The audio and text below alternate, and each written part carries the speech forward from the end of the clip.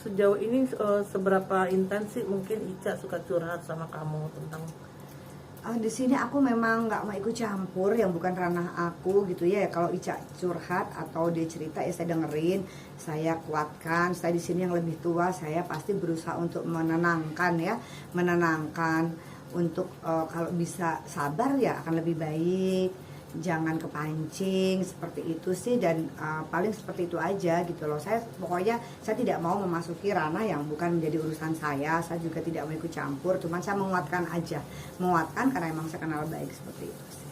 tapi kamu sendiri merasa Ica sendiri nggak sih? Tidak, selama ini kan kayaknya Ica hanya sendiri, ini tidak ada yang membela dia sama sekali atau?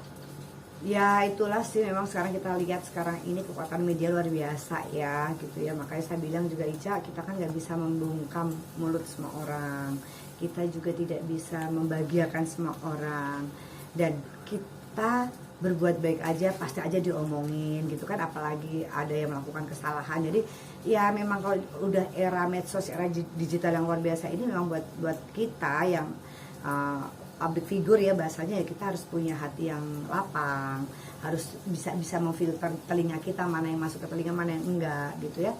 Jadi seperti itu sih gitu. Jadi ya saya kuatkan aja lah di sini gitu, dan saya juga berharap mudah-mudahan apapun itu permasalahannya bisa hadapi dengan baik dan bisa segera selesai dengan baik. Artinya kan kamu sendiri kan pernah mengalami hal ini juga ya gitu, dihujat sana sini. Mungkinkah ini masukan juga untuk bagaimana ya, Ica untuk kalau saya pada waktu itu kan ketika saya dihujat sana sini, saya bersyukur ya belum ada era medsos gitu ya, tapi udah mulai ada juga waktu itu kan infotainment dan pemberitaan ya. Kalau saya sih pada waktu itu menerapkan diam itu emas. Saya benar-benar diam, let it go, melepaskan, walaupun tiap malam nangis berbulan-bulan, tiap malam sedih pastinya, tapi saya memutuskan untuk ya sudahlah, saya lebih baik saya diam saja.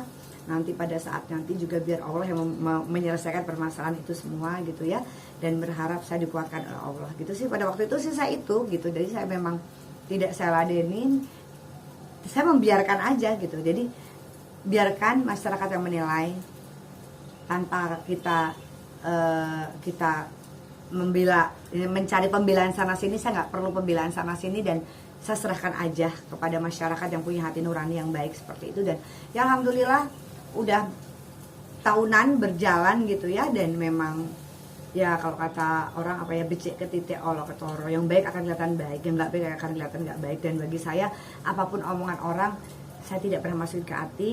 Apapun pendapat orang, silahkan orang bebas berpendapat, tapi yang saya lakukan dari waktu diuji sampai sekarang hanya saya menunjukkan bahwa memang saya berusaha menjadi pribadi yang baik. Masalah manusia punya salah dan khilaf itu wajar karena itu tempatnya manusia, tapi saya selalu menunjukkan bahwa saya selalu berusaha menjadi pribadi yang lebih baik dan lebih baik lagi, dan saya selalu melakukan kebaikan-kebaikan, dan saya selalu tidak pernah membalas apapun kezaliman orang terhadap saya. Saya berusaha untuk lebih legowo dan memaafkan.